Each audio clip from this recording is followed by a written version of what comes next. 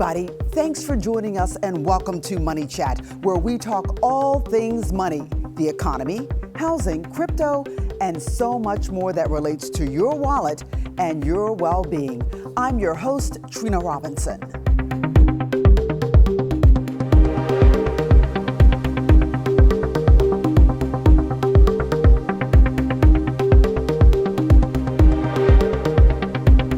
Today, we're talking the future of crypto.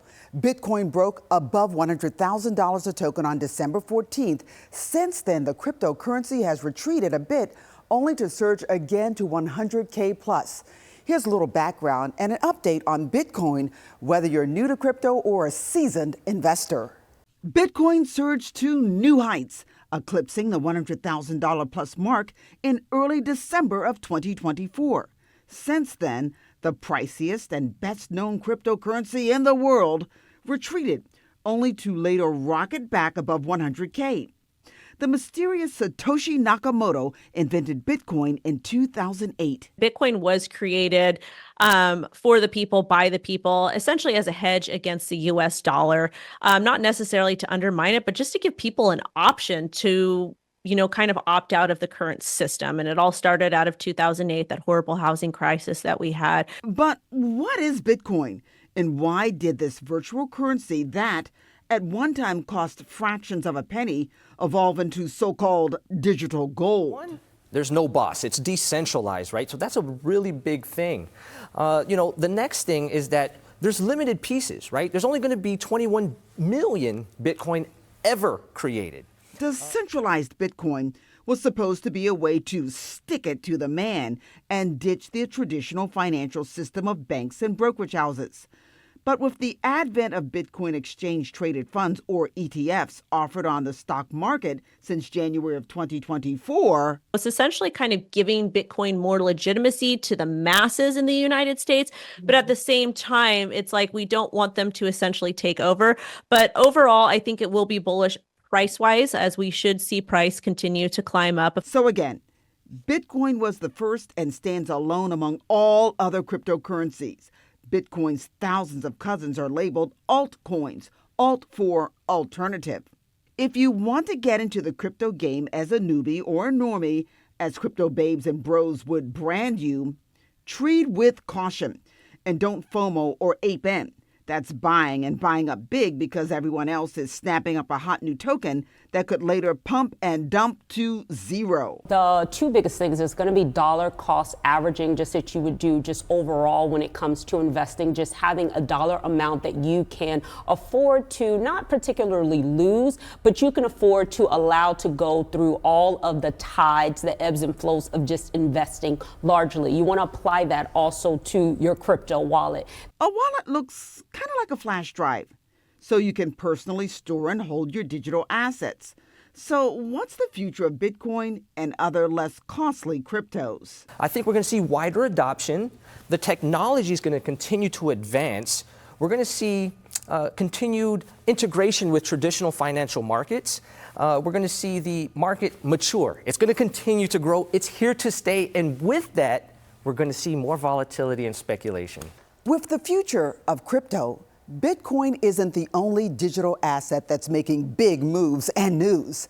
A coin called XRP went on an equally impressive epic price run, soaring over 300% in the last 2 months. Of course, with periodic pullbacks. I sat down exclusively with Brad Garlinghouse, the CEO of Ripple, which uses XRP as part of its technology stack, a company that is also on the road to rolling out a stablecoin. So Ripple started years ago with this macro vision of how do we enable an internet of value? How do we let value move the way information moves today? We think about how easy it is to send an email to anyone in the world or a text message. Not that many years ago, that was not so easy. And you wrote a handwritten letter and it received 3 or 4 days later in the mail. And money in some ways is the same. Today, moving money between networks, you can't send money from PayPal to Venmo, let alone you talk about cross-border international payments. The friction is high, the cost is high. Ripple aspires to really enable that internet of value to let value move seamlessly across borders, pay anyone, anytime, anywhere, just like sending an email. And I think we will see that future by leveraging technologies like crypto. So what's the mission of your company? What do you want to do? How do you want to change the world or impact it? Well, we think by unlocking those kind of economic borders, the friction that exists today, by unlocking that, you open up opportunities for entrepreneurs, for even the people who want to send money home to anywhere you may have come from in, pick your country in South America. And so we think by doing that, you're giving people opportunity, economic freedom. You're inviting them into, people who are unbanked can become more banked, partly because you're simply reducing costs. But partly also, there's some people who can hold crypto and transact that don't have a bank account, and that's okay. So we think that by kind of moving the world forward, we're rewiring financial infrastructure in a way that's good for society.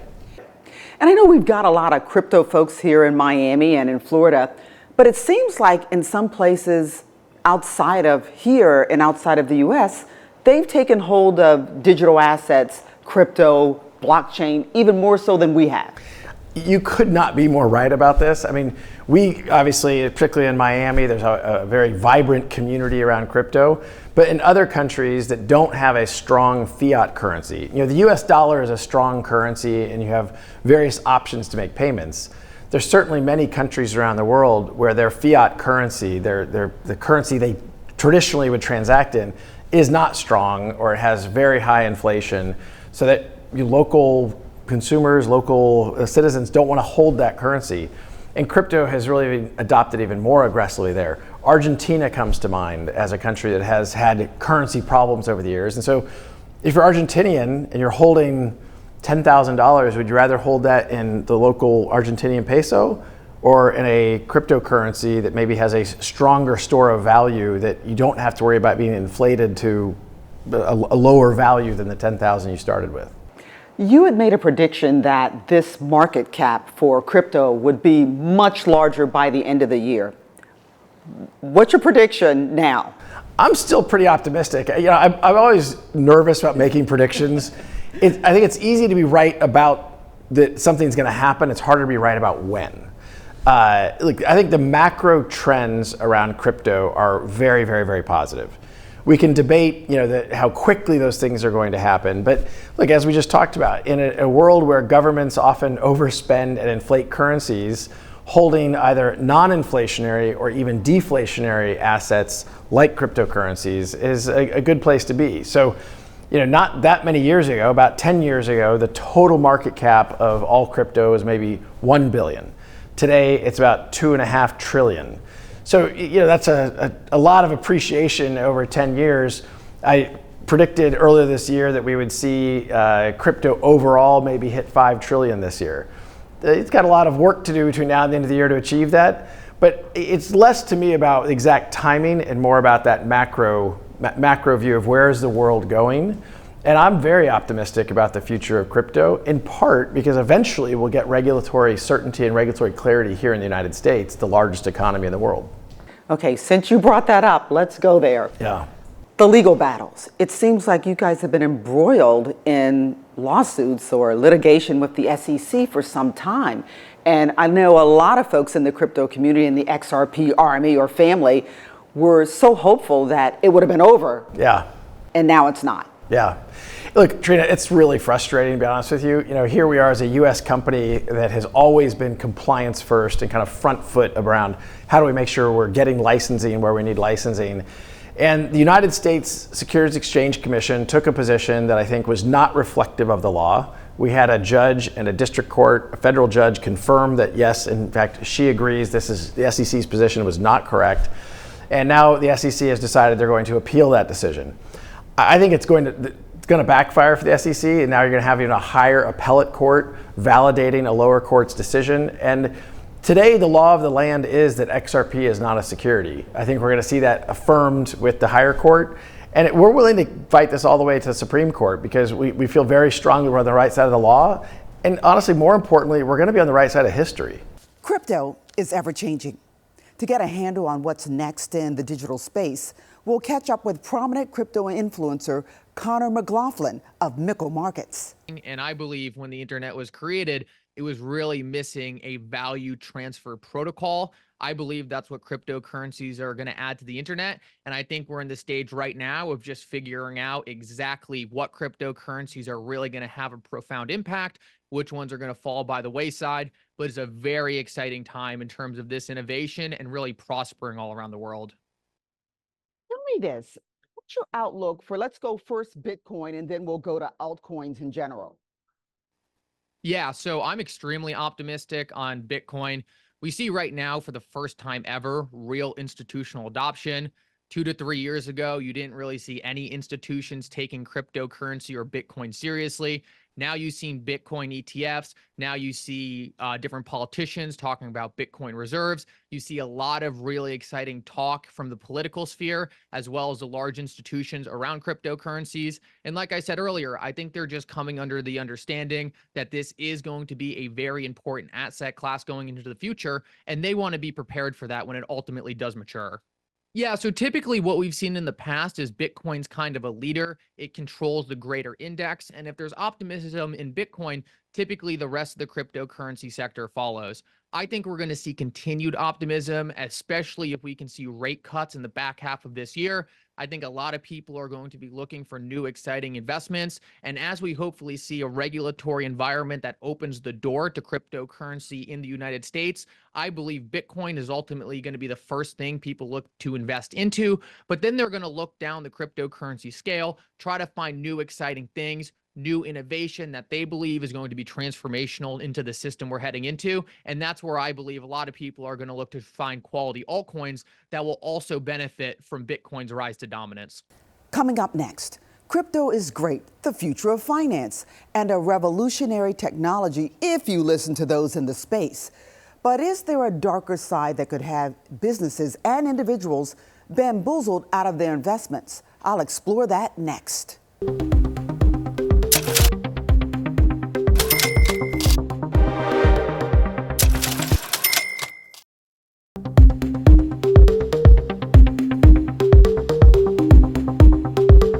Welcome back to Money Chat.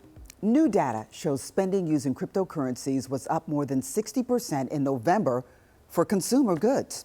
Now, there's been a massive increase in crypto values that already looks to be having an impact on spending. According to exclusive data from BitPay, the leading crypto middleman for retailers, spending using cryptocurrencies is up 62% in November for goods compared to just a year ago, including 16% for gift cards, 125% for gold and precious metals, and 1,200% for charitable giving. The importance of the crypto gains could be in the demographics of who actually owns it. Younger men between 18 and 49 who have a higher propensity to consume than older Americans.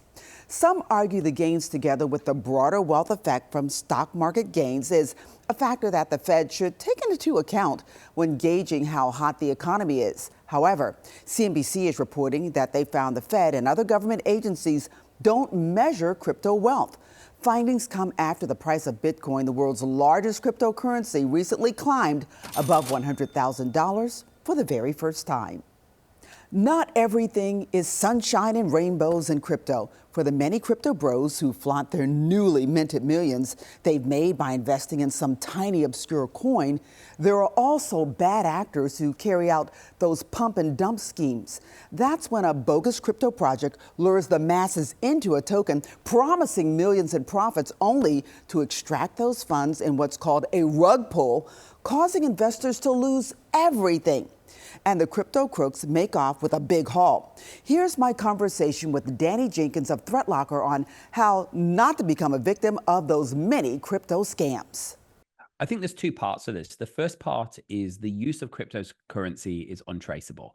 So you'll often see scam emails targeting dating emails, targeting older people, lonely people, asking them to send money or cryptocurrency. And that is now untraceable and unrecoverable. The other part is where essentially celebrities or social media profiles, if you like, are creating cryptocurrencies or crypto coins, and they're promoting them. And it's almost like a pump and dump scheme where they promote it and say, this is going to triple, it's going to go up 30x. And then somebody invests heavily in that. And then they draw their money out and it falls and crashes. Use reputable cryptos that are stable. Don't buy with the expectation of making a quick return on investment. There's no such thing as making a quick buck. So make sure if you're investing in crypto, know the risks, know it's not likely to go up, and it's certainly not going to go up 30 times. And if it does, that's got nothing to do with the social media ad that you happen to click on. So avoid ads, avoid emails, avoid solicited messages saying you should invest in this, click here, download this. And that's probably the simplest things you can do. And I guess that's kind of, you may have answered my next question. What are the red flags when you know that, hey, you might be in trouble if you actually jump into this project? Generally, if someone's asking you to do something, it's a red flag. Nobody's reaching out, and this is not just related to crypto, but if you hear somebody reach out and say, you should buy this stock, it's about to quadruple, that doesn't exist. If stock's about to quadruple, it already quadrupled because the market already knows it. So if somebody's reaching out, soliciting, sending text messages, sending WhatsApp messages, be very, very cautious of those things and avoid them at all costs. So a lot of what ThreatLocker does is we're really about providing businesses endpoint security and hardening their environment, making sure they operate on a least privilege or a zero trust, so they can't download software. Again, downloading software onto your machine where you store crypto could be potentially dangerous. They can't run untrusted applications, and most importantly, they can't run ransomware. Crypto in our industry is often used by cyber criminals to demand ransoms from people to get their data back, again, making it untraceable. What ThreatLocker does is really stops the ransomware running in the first place, stops attackers getting access to your endpoints and to your network. And explain to us how these crypto criminals are basically using ransomware to extract money or crypto from individuals or companies. So essentially what they would do is they'd find either an open port or they'd send an email to employees of a company. They'd get somebody to open an email and they'd create a foothold in your business. Once they create a foothold, they'll move around, they'll steal your data, they'll upload it to the internet, and then they'll encrypt your files so you can't access your own files. If you want your files back, they'll send you a note saying, hey, you've got to pay me $20,000 up to $1 million. I've seen $70 million, I think is the biggest I've seen. And you pay me the $70 million and then you get your company files back. We've seen that with pipelines, banks, hospitals. It's very, very common. And it's also very common for small businesses as well. And then they'll demand that ransom paid in cryptocurrency so it's unrecoverable afterwards. And I know you can't give specifics, but then what do you do at ThreatLocker to try and help that client recover what they need? So firstly, we try and help them before, because if they can't run any untrusted software, it means ransomware cannot run in their environment. The second thing we do is quite often companies will come to us and say, we've got somebody on our system, we've got software running, we don't know what it is. And we'll deploy software to their environment. We'll lock the whole environment down. We'll see exactly what's running, where it's communicating with, and hopefully gain control before too much damage is done. The better thing to do, though, is get the security in place before you get hit by ransomware, not after the fact. Incredibly difficult to trace, which means it's hard to prosecute someone who's taking off you. We often see cryptocurrency used in ransomware attacks because it's untraceable to the destination. And we've seen some major collapses with exchanges. If you're going to buy crypto, would you suggest know the exchange pretty well that you're using? For example, like a Coinbase is a pretty big exchange that seems like it's gone through somewhat of a regulatory gauntlet.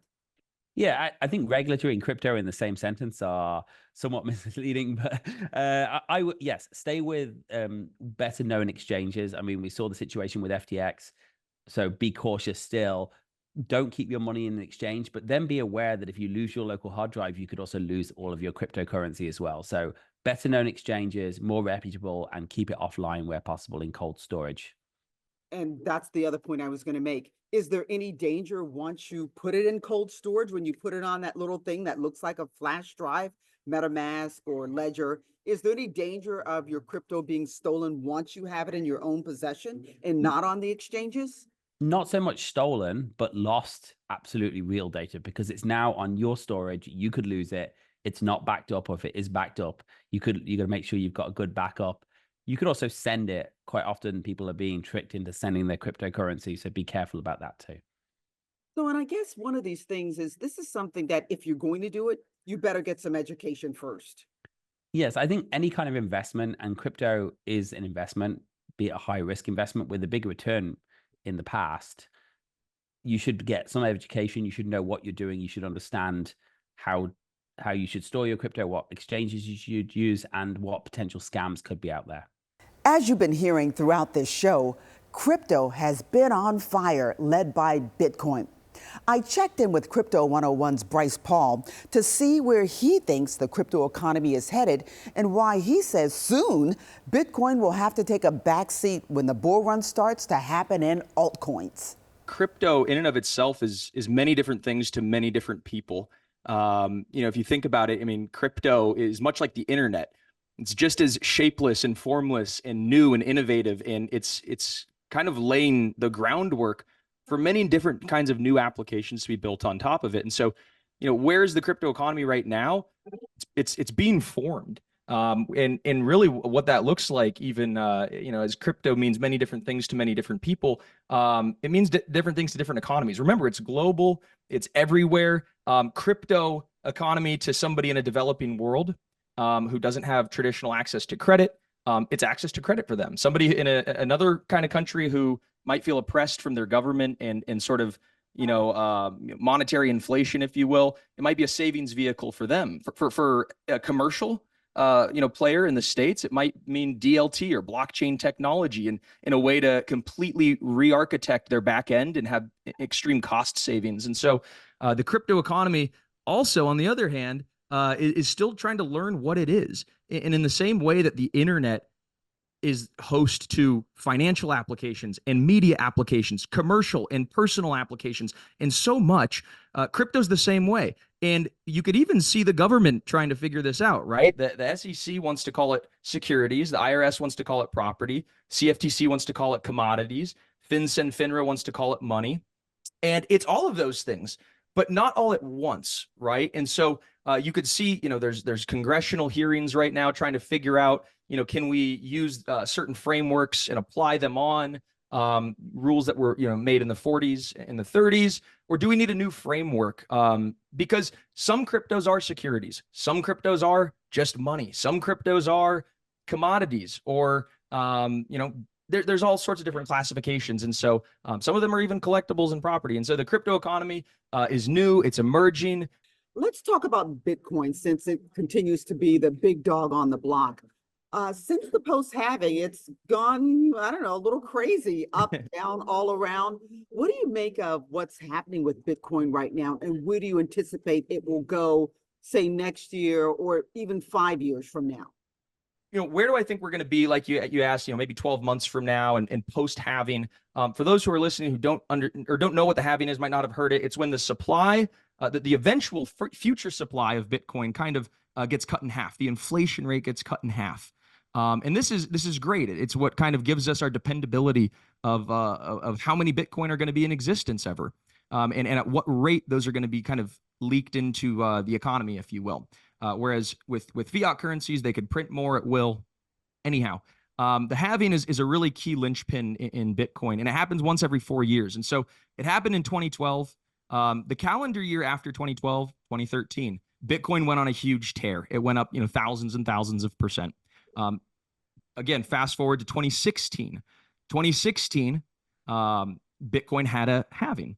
Okay, the calendar year after 2016, 2017, it was historic, right? It birthed the ICO bubble and all these crazy new innovations. Fast forward to 2020, May 2020, we had the third halving. Look at the calendar year after 2020, that was 2021. Bitcoin had a historic run. It went up, 250 or 300%. I mean, it was a really great year. And what do we have today? 2024.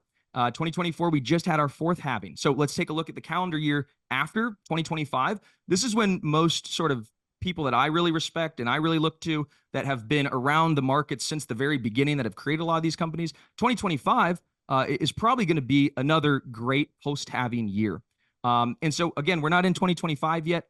Midterm, I think there's going to be some chop. But one thing that you'll notice is that each sort of halving year was an election year. So that's not really a coincidence. Election years tend to be pretty good. That year after an election, America gets a fresh start. Everybody's feeling optimistic and positive. Stocks tend to rally.